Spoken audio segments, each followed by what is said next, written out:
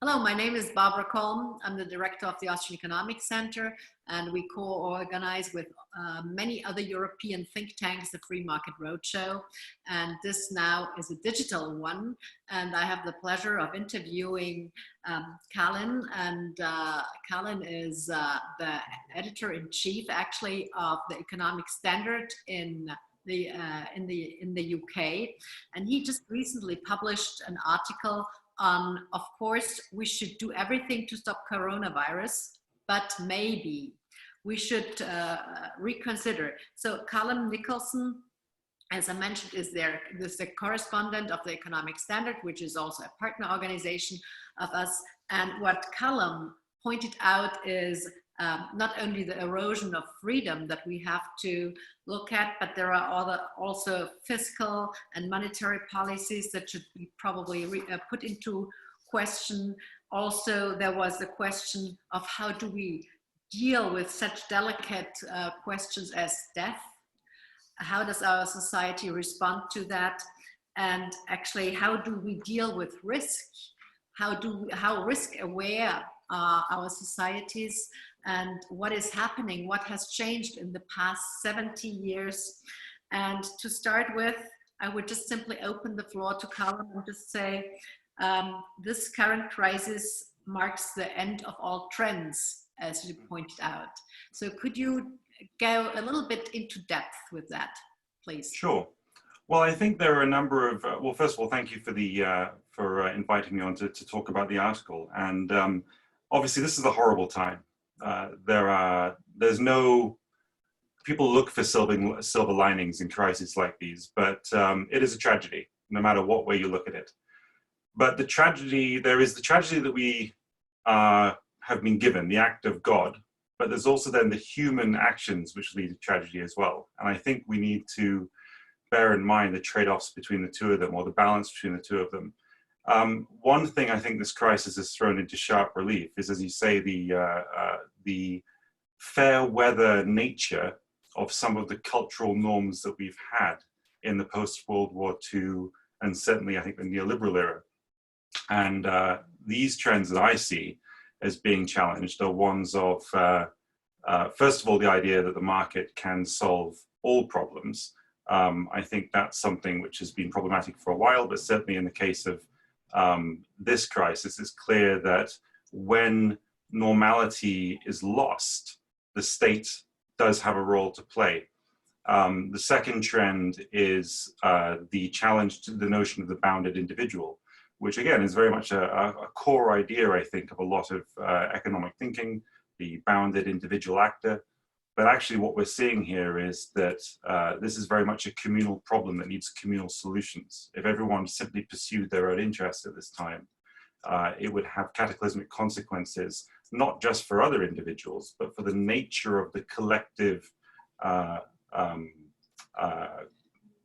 collective nature of our society that allows us to then reap its rewards in terms of free market thinking and so on.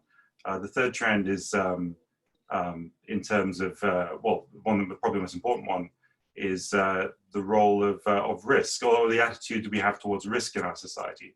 And that's really the one I focused on in the article, was this, we have a culture that's become increasingly risk averse, where people have increasingly made risk out to be a problem that we can always control. But sometimes there are simply risks, and we can't do much to mitigate the absolute risk, maybe a specific risk, but what is the trade-off of mitigating that risk? Does it create other risks? And my basic argument is that the biggest risk we face is our risk-averse culture. It's our terror of any risk to mortality. If we are willing to sacrifice everything in order to mitigate the risk to mortality, and we can all agree the fact there is a risk to mortality is a tragedy and it's awful. But the notion that we should sacrifice really everything else to achieve that, or at least not have a debate about what is a proportional response. If we do not have that, that's a very risky attitude to take. Calum, I mean, those are all values that we have grown up with, that we have defended in one way or the other, whether we are pro or contra individual freedom, whether we want more or less state. Let's let's go through those three main points that you have. And I would like to start with the role of the state or of government in times of peace, and also now that we see this external shock coming in via this virus. That was nothing that anybody could have predicted. And we now ask for government solutions, or many ask for government solutions.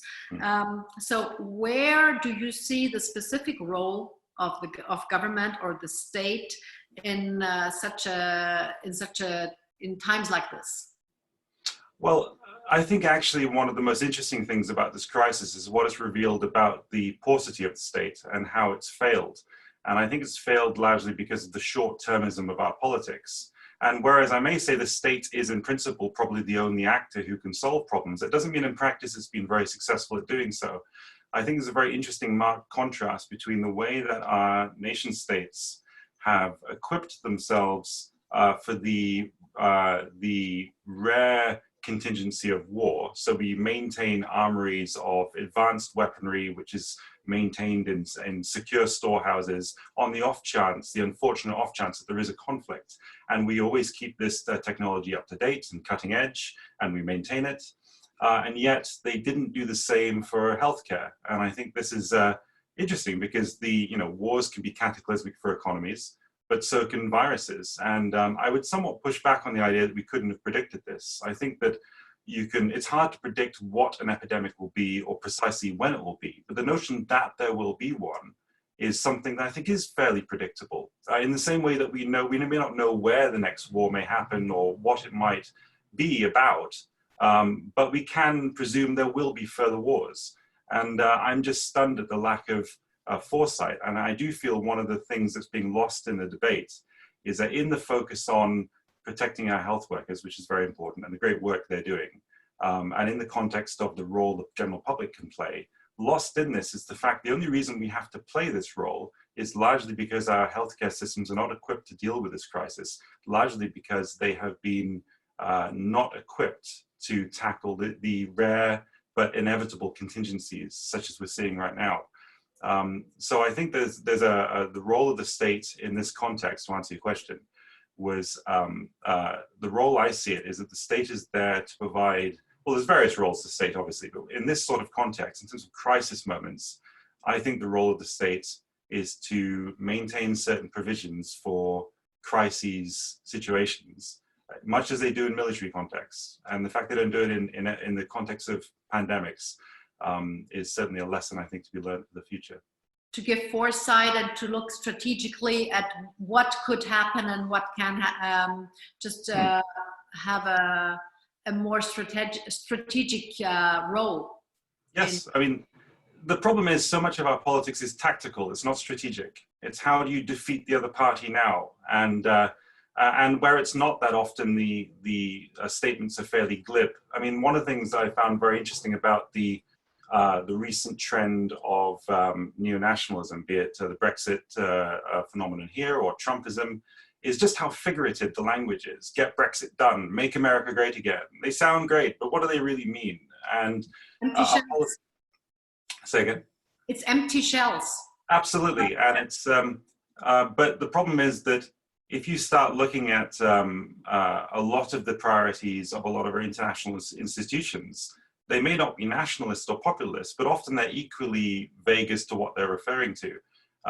You can have the argument, the same pattern applies to the climate debate. By analogy here is that we've been very concerned for the climate. And yes, you can completely agree the climate is changing, and yes, it correlates with human actions, so humans are causing it. Even if you accept both those things, there's still a debate to be had about how meaningful that framing is for dealing with problems. Because the problems we face will always manifest in the way they've always manifested. The people who are marginalized, politically, economically, socially, will be the people who suffer most of the problems. And when we dress it up as climate, as the core theme to orientate our interventions, what do we gain and what do we lose by doing that? And that's often be very equivocal. So I feel there's a lot of, with our states now, I think they can play a powerful role, but unfortunately the language they operate on is often very equivocal. and the priorities they have are very tactical. I think the UN and a lot of the institutions, a lot of their priorities tend to be tactical about where are we going to get the next funding, future funding from? How do we maintain our relevance in the face of the latest fashionable idea? There isn't so much thought about strategically what are the most important concerns. So, but what we see these days is that our politicians and states try to play the coordination, the coordinative role, and then tell the individuals, and literally by undermining their individual freedom, what they have to do with regards to the containment, with regards to masks, with regards to travel limitations, etc., etc. Will there be a new trend once we have, once this crisis, the Corona crisis is over, or do you see that there will be, that we will go back to normal, and will there be a new form of functioning of governments or states? So this is a crucial question.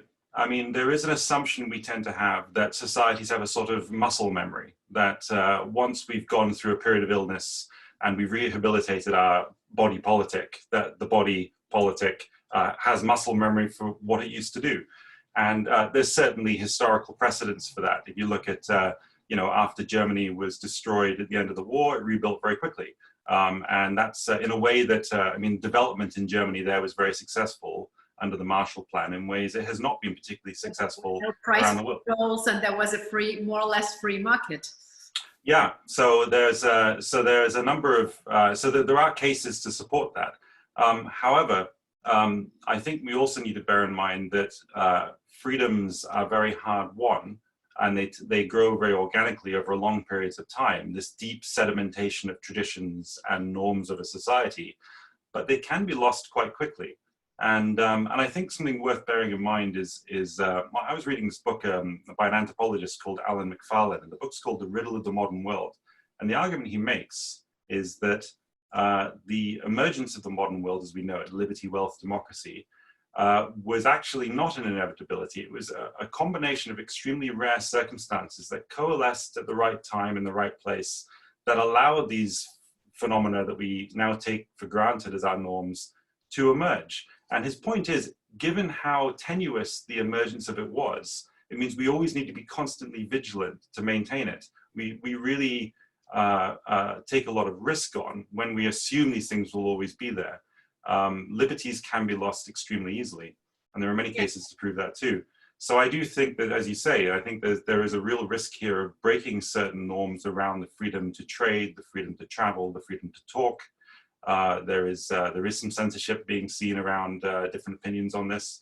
And I think this is happening, the real concerning thing is this is happening, these seeds of the closure of freedoms are being sown in sort of the soil of a society that is increasingly polarized, increasingly antagonistic towards views that can be construed as impolite.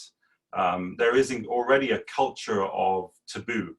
And I think if you layer onto a culture of increasing taboo, these actual practical implications of closing down certain freedoms to a particular end because we have a virus, it's a dangerous combination, I think. So we need to be very vigilant. Yeah, well, we all remember September 11th and what the consequences thereof, and we still have to go and to deal with these measures once we travel. And once something is in place, or once a rule, a regulation is in place, it obviously doesn't disappear anymore. So again, I think we have to be very careful that our individual and entrepreneurial freedoms will not be eroded. Absolutely. I think the 9/11 example is a really good one, and it's an important part of a sequence of events that have happened, I think, because with 9/11 what you had were the sense that in order to preserve life from terrorism, we need to limit civil liberties, and it normalized that to the extent that, and the justification was, well, we need to worry about terrorism. But you've had a slow sort of abrogation of political will to the courts on this and to law. And this has been And then you have also then the emergence of things like perpetual war, where the US is in these perpetual wars that go on for decades. Now, if you have a crisis situation, if you have a norm of there being a closure of civil liberties, and you also have a norm of perpetual crisis, if you put them together, so the domestic limits on civil liberty and the international focus on long-term sort of crises, and you put them together, which is what this could, there's a valid basis, right? Well, not a valid basis, but there is a strong possibility that the government's established that there is in the face of this virus, there is a perpetual threat from it to life, and therefore that justifies the perpetual closure of liberties in order to preserve life. And I've had discussions in the streets with a lot of people recently, which is, well, several people, I should say. I've had a striking number of conversations where people have said that life matters more than liberty. But my question is, why is liberty not seen as part of life? Life is not just a quantitative exercise. You know, if you live to 79 instead of 80, is that so much, sorry, if you live to 80 instead of 79, does that mean your life is better than if you live a life of liberty until 79? These are debates to be had. It's not that there's a clear answer either way, but the lack of debate is very concerning. But the trade-offs should actually be made, or the judgment should be made by the individual and not top down. Yes, I agree with that, because I think that the role of this, I've always felt the role of the democratic state is not to do something per se, it's to be something, and that is not to be its alternative, which is a closed society. You know, the state, I think, definitely has a role to play in crises to provide the resources to mitigate the crisis when it occurs. But the notion of failing to, so what you've had here is a failure of the state to prepare for mitigation measures in the face of a crisis like this. And in order to cover up the fact that it has failed to prepare before the event, it is now compensating by shutting down civil liberties. Now, that is, and people say, well, that is the state being useful now. No, I think it's symptomatic of the state's failure. And so I think the state has a role, but this is not its role. Its role should have been done before. It's the same as when you're eating. People notice, when one eats, one never notices good manners, but one does notice bad manners. And the problem is a functioning state should be invisible because it's actually, it smooths society. It's like good manners, you don't notice it. But what we're seeing now is the bad manners of the state. And it's, yeah, so I think the state has a role here, but it's a case of what that role is. You mentioned the term invisible, and this of course reminds me, in this case you mentioned in a state should be invisible, but I would like to come back to Adam Smith and with the invisible hand. When you said also there was a market failure and markets did not work anymore. Could you elaborate, and you wrote a bit about this a little bit in your article, could you elaborate a little bit on that? What do you think, why markets and the free market especially does not work in this situation? Well, I mean, my general disposition is one of sort of compromise and pragmatism. I'm very wary of being too ideological about anything. The Brexit debate was a good example. I don't think either end, if either side got their way, the no deal or the remain, I don't think it would have been good for the body politic. The solution to most problems tends to be where everyone is a little bit unhappy, because that means no one totally got their own way and no one feels they absolutely didn't. And I think in the context of the role of the market, like the market's extremely important, but I do feel that there are circumstances where I mean, if we look at the last two crises we've had, this one and the financial crisis you could argue occurred because the law was not clear enough and tight enough around subprime mortgages, which allowed certain financial actors to indulge in high-risk behavior where they were so over-leveraged that only the state could bail them out, and they were too big to fail. So I do think inevitably most things in life tend to be about balance. And so my point is that to say that the state has a role to play is not to say the market isn't, you can think the market is important without thinking the market is a solution to all problems. But I think society wouldn't function without a free market. But I think that free market needs a sense of, like, freedom doesn't mean to me much unless you have a sense of what if you can do anything, that's almost quite a banal definition of freedom. You need something to push up against. And I do think the rule of law does that. Well, we should look at what Hayek said and how he defined it, that there should be a framework also for the markets. And this is also not only the rule of law, but also our own limitations, that we must not hurt anybody else. We're as free as long as we don't harm anybody else. And I think this is very important to keep in mind. Absolutely. I would like to come back to the last point that you actually made, the role of risk and the risk awareness. We've taken that for granted, that kind of we can delegate the risk and somebody else will be responsible and take care of it, whether it's the lawyers or whether it's government or whether it's the nanny state, whoever. Shouldn't we come back to the idea that we are self-responsible and that we should take our own risk and bear in mind the consequences of our actions? I agree. The risk is, we do live in a society that has pathologized risk, but the truth is that the nature of life is risky. Every single time you step out your door, there is risk. And there is a trade-off as to whether, well, there's a good example that I think that illustrates the dangers of trying to mitigate all risk, that in the United States, a few years ago, I mean, I remember when I was at school as a kid, there were a couple of kids who had peanut allergies, and I'm sure you remember the same. And that's a terrible risk to suffer. But in the, I think what happened, I was reading this book recently that was saying that in the efforts to separate kids from peanuts, so they were never exposed to them, what they actually did, so to protect individual kids from risk to peanuts, they meant that no one was exposed to peanuts, or far fewer kids were exposed to peanuts, which meant they didn't build up the immunity to them. And so actually the numbers, when they imposed risk-averse policies around peanut exposure, it actually led to much higher rates of peanut allergy because people didn't have the resistance to them.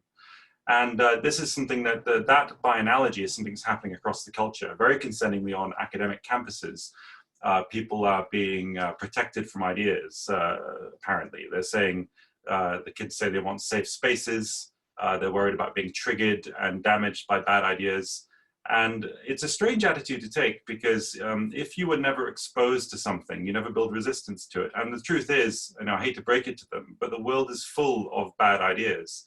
And my attitude's always been that universities have always been a safe space in the sense they are a space in which you have the freedom to think and talk about whatever you want without consequence. You can hold whatever crazy idea you want at university and you have no job to lose. You can have your hair however you want it and no one's gonna kick you out. And so universities always were a safe space, but now they've become a brittle space. And this is sort of something which is endemic across the culture, that the situation with the universities is, I think, is symptomatic of a general risk aversion in the culture, which, as you say, has not been trusting people. It's just, there is a lack of trust in people's competence. And if you tell someone constantly they're not competent at something, they probably won't be competent at something. But that's not because you were right, it's because you've convinced them that they were wrong. Yeah, well, Calum, I think my last question would be, because you mentioned this in your article as well, you describe what is socially acceptable and not. And maybe we can tie everything together and finish with that. Because societies have changed over the past years, and you mentioned that, especially the last 70 years specifically. Yeah. So what is nowadays socially acceptable and not, or what will be after the crisis? Will there be changes? Well, I mean, I think there's, well, first off, I think in the article, what I state is that that the last 70 years we've lived through is a historically exceptional period. It's exceptional in both senses of the word. Exceptional in the terms of it's been an amazing period, but also that it's been very different from what's gone before historically. And there's a real danger in us trying to fashion approaches to the future based on this exceptional period, in which actually for a lot of people, particularly in the West, it's been quite a low risk period, free from major cataclysmic wars. There have been wars abroad in our name, but not very many here. There have been very few pandemics. It's generally been a pretty good time to be living in a Western country. And I think going forward, a lot of those, I mean, I think a lot of what we've seen in our politics the last 5 years is the decomposition of that, call it the baby boomerang what's happening now, that the baby boomer generation, their lives, the norms they had in their lives, I think a lot of those norms are coming to an end. And I think the decomposition has definitely started since the financial crisis, and then what's been happening with Brexit and Trump in the States the last few years. But this event right now, I think, is really going to accelerate that. And in combination with a lot of the erosion of the high street now, with suddenly what you're having now is the big digital monopolies. I mean, they will now be, home delivery will become a norm now, and it will probably destroy a lot of the remaining bricks and mortar shops. In terms of the norms going forward, it's hard to tell, but I think we're definitely at an inflection point. It's a case of, does this lead to a more sort of hyper neoliberal digital world in which it's run by monopolies, which I don't think is a good thing? Or is there going to be some sort of revolution against the incompetence of our technocrats who, as I said, have operated in a very tactical way rather than a strategic way? And I'm hoping there'll be a change to people being aware of things in a more long-term fashion. But that may just be hopeful thinking. It's possibly, I think things are going to get worse before they get better. I don't think we're going to see a sudden turnaround in competence of our governments. Well, we all believe in competition. We all believe in entrepreneurship. And I hope this will be one of the solutions. So, well, let me thank you, and Calum. And if you want to hear more from Calum, you're most welcome to join the next webinar, the Digital Free Market Roadshow, which will be held April 27th with Calum Nicholson and our partner in the UK, Larry Ginsberg from the Ayn Rand Center in the UK. And the gentleman will be discussing a topic which is innovation for education, or education for innovation. We all stay tuned. We're all looking forward to seeing you again. Thanks again, Calum, and bye-bye. Pleasure. Thank you very much.